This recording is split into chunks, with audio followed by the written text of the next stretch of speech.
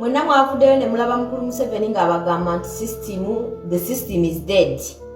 System eri mu ggwanga Uganda nfu. Oyo ye muntu akulembera eggwanga Uganda ng'era system gy'ayogerako enfu ye kennyini ye yagizimba. That man is either using reverse psychology. Bannayuganda bamukwatibweko ekisa balowooze nti ye mulungi naye abantu bakolagana nabo babateeka mu ofiisi za gavumenti ez'enjawulo okumukolera be bakola ebikyamu. But ye ali outside the system. Kyeyabadde alinga agezaako okutegeeza nti ye ali mabega wa system naye system nfu olw'abantu abagikolamu. Naye nga ffenna tutegeera bulungi nnyo nti he is the head of that system. Era ye muntu yombi yazimba system eyo. System eyo gye yazimba mu Uganda okusanga nti ebyobufuzi bifuuse bizinensi. Ekyo ky'ekintu ekikyasinze okutta services.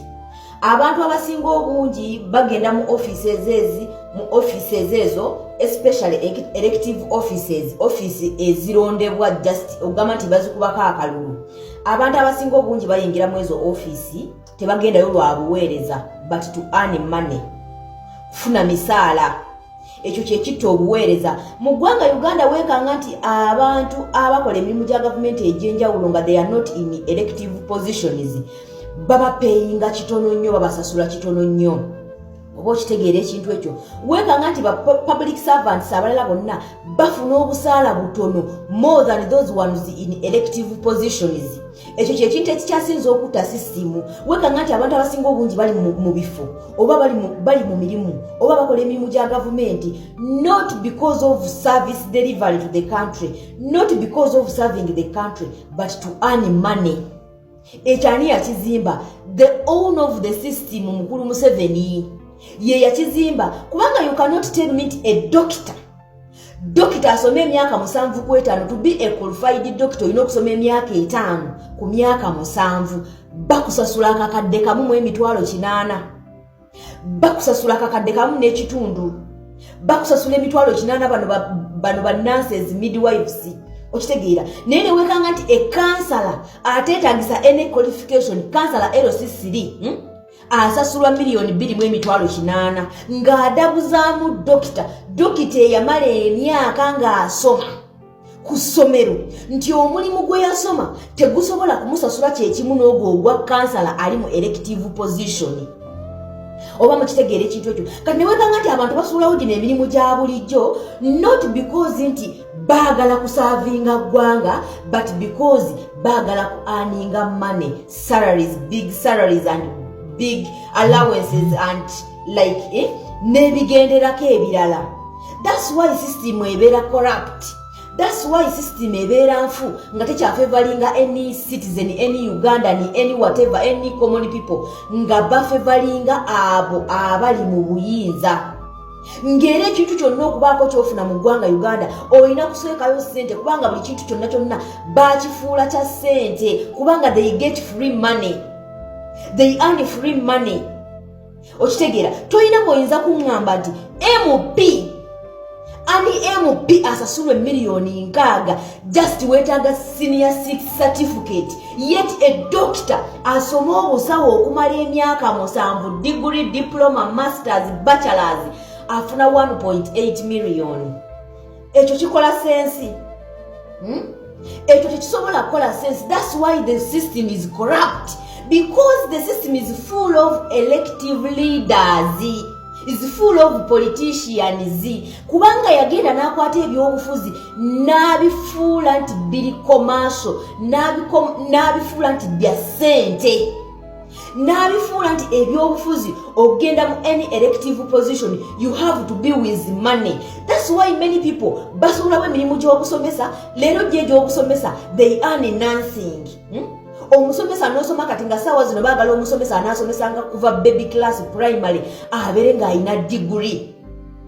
How can you say that a primary teacher, a nursery teacher have to be with a degree, yet a person who makes the laws eggwanga kwe zitambula, that is MP, alina kubeera na senior 6 certificate? Omuntu akola amateeka bamwetaagisa just senior 6 certificate. Omuntu ataputa amateeka nga ye mulamuzi oyo asomera emyaka amateeka gasomera emyaka 7 ku 10 plus oba okitegeera omuntu agakwasisa owa poliisi oyo ye ne bw'atasomerako ddala. Is that really make any sense? Ekyo kiba kitegeeza nti oli mu kuzimba system eri corrupt, system eri failed to the country, system eri failed to the citizens of Uganda. Ebyo ebintu byonna babiteeka mu mateeka nga biba favoringa kubanga tujjukire bulungi nnyo nti batugamba nti mukulu Museveni teyasoma yakoma mu senior 6 entale high school Mbalala. That's why yali alina okuleeta etteeka nti omuntu yenna okwesimbawo ku bukulembeze bw'eggwanga, omuntu yenna okwesimbawo ku bwa MP, you have to be with senior 6 certificate. Okitegeera sigambye nti baba tebasomye, baba basomye, but they earn more than kye ba investingamu. They earn more okusinga ba public servants abalala. You cannot tell me that a teacher are holding the education of the country afuna just mitwala 8 bano headmaster babera mu kakadde. Omusawo asomye obusawo a doctor, a professional doctor afuna 1.8 million nenga a counselor eyakoma mu senior 2, senior 3, senior 4 kinene nnyo n'abalala tebasomerako ddala.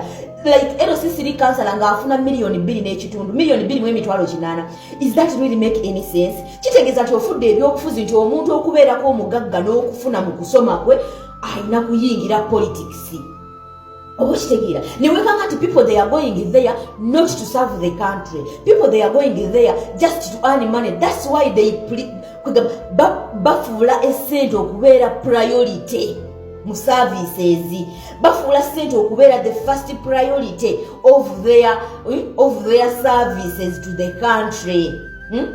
Ne wekanga nti MP ssente zafuna kati wekanga nti Anita Amondi budget gy'ayina budget ya bilioni 19.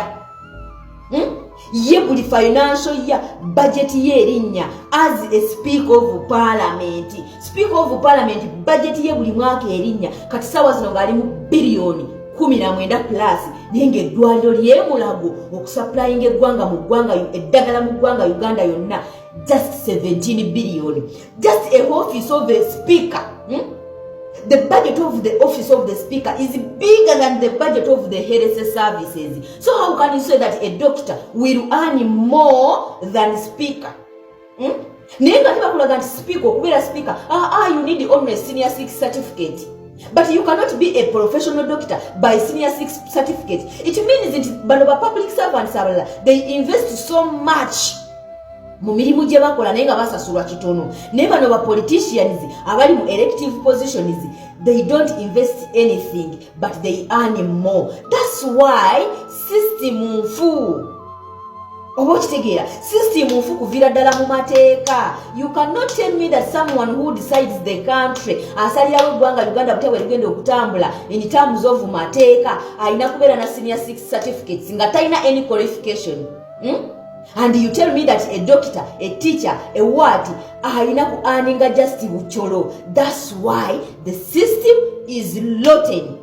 Naye kati bw'osanga Museveni ng'ayogera ebintu ng'ebyo, it's as if mukulu Museveni is outside the system and the system is the system outside. Okitegeera ayinga atali mu system but is the owner of that system and is the one who built that system. So let him don't fool any Ugandan ng'atulowoozesa nti system eyo tagimanyiiko era tagitegeera. Ye yagizimba kennyini nnyini era amanyi kyetegeeza.